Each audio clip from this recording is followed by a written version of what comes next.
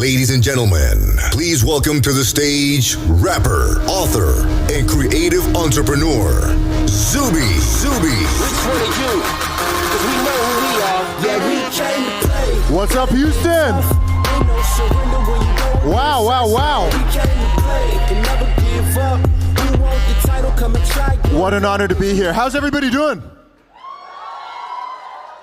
This is amazing. It's so good to see so many beautiful faces out there tonight. I appreciate it. Thank you for inviting me here. So, before we get into it all, let me give you guys a little bit of background information about me, because I'm from a whole lot of different places. I know that people in here are from all over. Raise your hand if you're from Texas. Who here's from Texas? All right, we got Texas in the building. Well, I am from the UK, the United Kingdom, over the pond, as people say. Thank you. I appreciate it. I love this country. And we're going to be talking about that. So I was born in the UK. My family background is originally from Nigeria.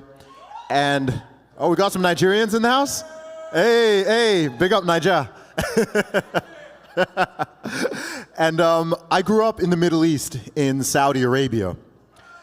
When I was in Saudi, I went to an American school for several years, up until 5th grade. And then I went to boarding school in the UK before going to university as well in the UK.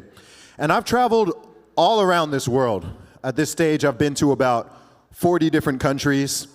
And I've had a lot of opportunities, met hundreds of thousands of people through my work, and had so many opportunities to travel the world and really see what it has to offer and to see how different people live. And I want to tell you, after being to all of these 40 different countries, the United States of America is such an incredible country.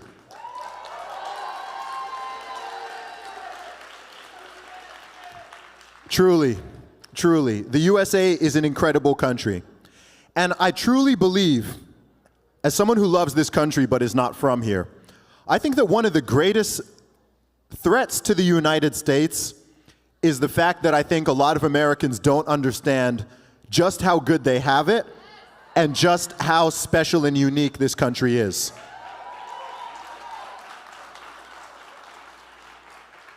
Now, if you think about the history of the world and you think about the history of different countries within it, prior to the United States of America, pretty much every country was founded on what is essentially some form of dictatorship. Monarchies and straight up dictators, kings, queens, just having a single person or a very tiny number of people who just rule over everything. This is the first country in the world that was founded off of the idea of liberty and the idea of freedom. And that's incredibly powerful. Now, as we know, the United States has not had a perfect and clean journey over the 250 or so years of its existence as we know it. There have been a lot of ups and downs. It's taken a long time for the promises that are made out in the Constitution and the Bill of Rights to actually be adhered to for the entire population, and for those promises to truly be fulfilled. And I think that there are many different angles that people can take and look at the story of the USA, as well as other countries, but I think with the USA in particular. There's a lot of tension and dark stuff in its history. Of course, we talk about slavery, violence, discrimination, segregation. Everybody knows the story of this nation. A lot of it is not totally unique to the USA. Many of these human sins and institutions existed all around the world. But when I look at the story of the United States, and when I look at the story of Black Americans, I see a story of triumph. I see a story of not just the darkness that existed, but the darkness that was overcome through the words and actions of so many millions of brilliant people. You have to remember that I think a lot of people consider the sins of the United States, if you want to call them that, to be something that is very unique and very specific to this country, without the acknowledgement of the fact that all across the world, an institution such as slavery was the global norm for thousands and thousands of years. It's kind of mind-blowing how long it took human beings to realize that that's such a terrible and awful and demeaning and wrong institution. So it's not something that was unique to this country, but I think that what is unique, some of the things that are unique to this country, is this ongoing fight for liberty, for freedom, for human rights, for decency, and truly trying to reach a stage of offering everybody equal opportunities, offering everybody equal rights, and offering everybody equal decency. Now, it's very popular and trendy these days to diss the United States of America. It's very trendy to pretend that we're not living in 2023 and that we're living in 1923, and to be putting people against each other all of the time. White against black, men against women, straight against gay, left against right, red against blue, whatever it is, right? Just this ongoing picking at scabs, blaming people for things that they have not done, holding people accountable for sins that they have not committed, grasping onto victimhood that people themselves have not actually individually experienced. And I don't think that this is healthy. I don't think that it's healthy. One thing about the past is that it's immutable. You cannot change the past. If you're driving in your car and you're constantly staring in the rearview mirror, constantly staring in the side mirror, trying to see everything that's behind you, you're going to crash your car. If you're constantly focused on everything that happened in the past, even things that you yourself have not experienced, and just taking all of the negative and dwelling in that all of the time, then what it does is it breeds resentment. It breeds contempt. It makes you paranoid about the people around you. It makes you think that your fellow Americans, your fellow human beings, are your enemies, when they are not. It's not a healthy mentality. What you do have power over is the present. You have power over your words. You have power over your actions. You have power over how you choose to respond to things. And I talk a lot about mindset because I think that mindset is absolutely everything. The world is a complicated place. There's both positive and there is negative in this world. There's no shortage of things both happening currently and absolutely things that have happened historically for people to feel angry about. There's so much dark, horrible, awful things that happen in the world. Natural disasters, illness, death, tragedy, things that human beings do to one another, and many times we don't understand why. On the flip side, however, there's so much goodness in this world, and there's so much goodness in this nation, and there's so much goodness within people. Kindness, generosity, love, friendship, opportunity. Life is such a blessing. And I think that there are so many things that we do not have control over. But something you do have control over is how you choose to frame these things, how you choose to view the world. Do you want to be someone who's caught up in bitterness and negativity and resentment and anger, blaming other people for all your problems? Or you can take an alternative path and you can choose to be more optimistic. And you can choose to acknowledge the past and learn from the past. I think that's something that's extremely important, right? It's not good to try to erase the past or act like these things never happened, but it's not good to dwell in it. You can take those lessons and you can be very appreciative of what you have now, and you can use that to progress for yourself, for your family, for your community, and ultimately for the country as a whole. And I think that is a much more positive view. I often look at things and I wonder, how is this thing helpful, right? If there's someone out there who is trying to make you feel some type of hatred or contempt or anger towards your fellow citizen based on their skin color, based on their political party, based on their religion, based on whatever it may be, then I don't think that the person they want you to view your enemy as your enemy is the enemy. I think the person who's trying to force that belief system on you does not have your best interest in mind.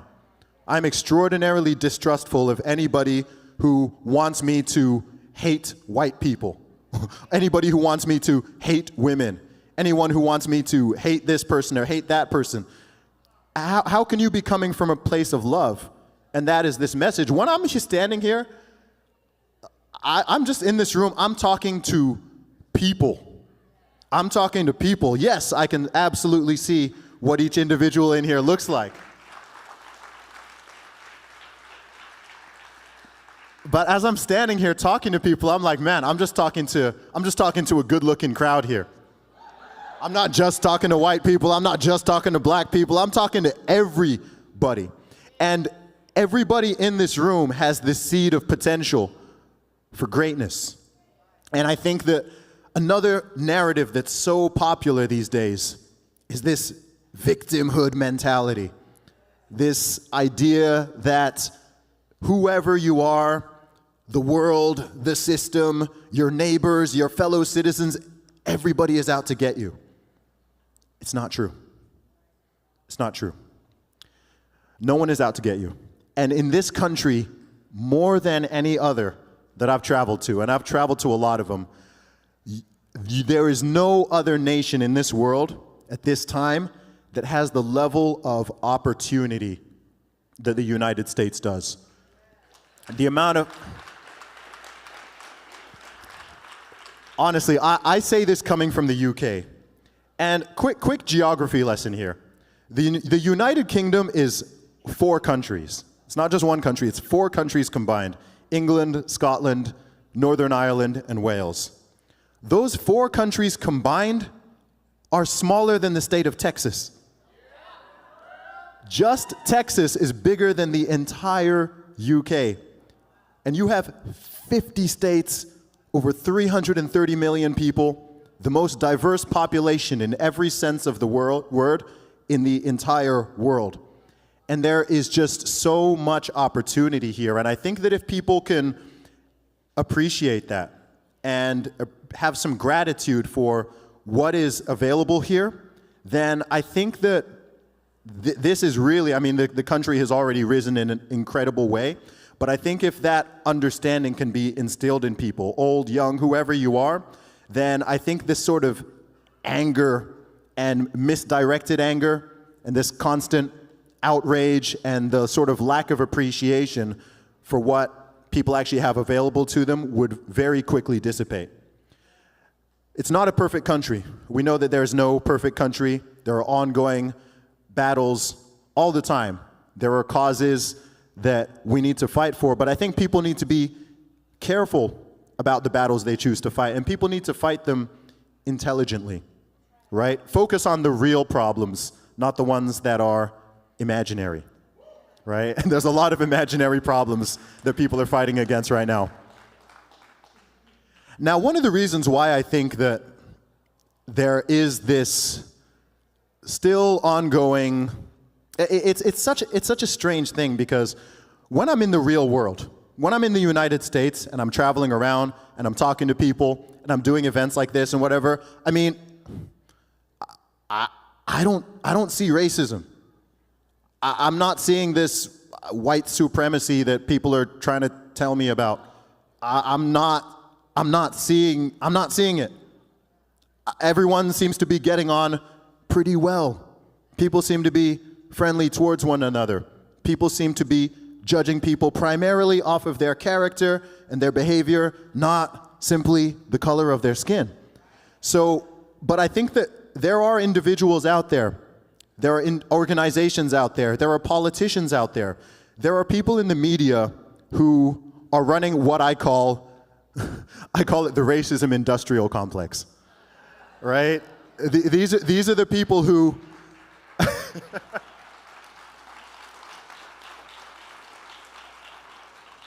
these are people who claim to hate racism, but the truth is, they're the ones keeping it alive. They're the ones who need it. They're the ones who profit off of the division. They profit off of keeping people angry at each other. And you don't need to play this game. It's only profitable, I believe, as long as people continue to play that game. And I believe that no matter, again, especially in this country, no matter your skin color, no matter who you are, no matter your background, whether you've come from a poor family or a richer family, whatever it is, we don't choose the cards that we're dealt. Nobody chooses. We don't choose our families. We don't choose our parents. We don't choose what country we're born in, what year we're born in. There's a lot of things that we don't control in this world. You know, you are dealt your cards, but how you choose to play those cards, that is up to you. And I don't think that's something that's scary. I think that's something that is incredibly, incredibly empowering.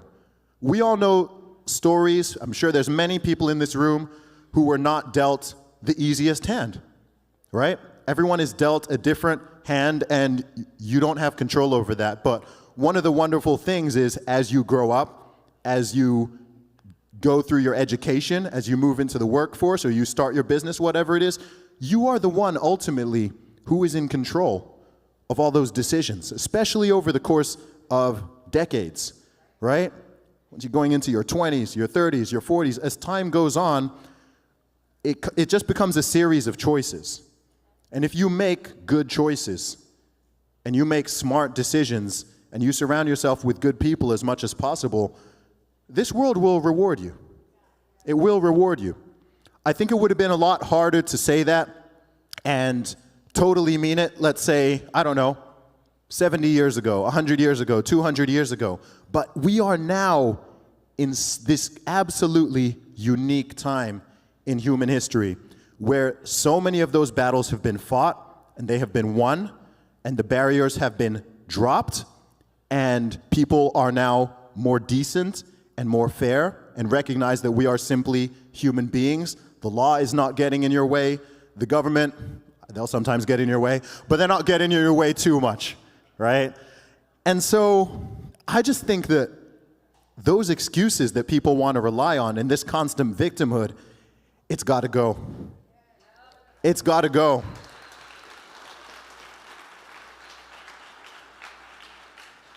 And so I simply want to encourage everyone in this room today. I want to encourage you all to recognize, number one, how much potential for greatness you all have. Every single person in here has a different story, a different personality, a different set of experiences, a different skill set that you can offer to the world. We all have different gifts and talents, and if you harness that and you live your life in service to other human beings, then you don't even have time for all the negativity. I also want you all to just consider, once again, how special and incredible this nation is.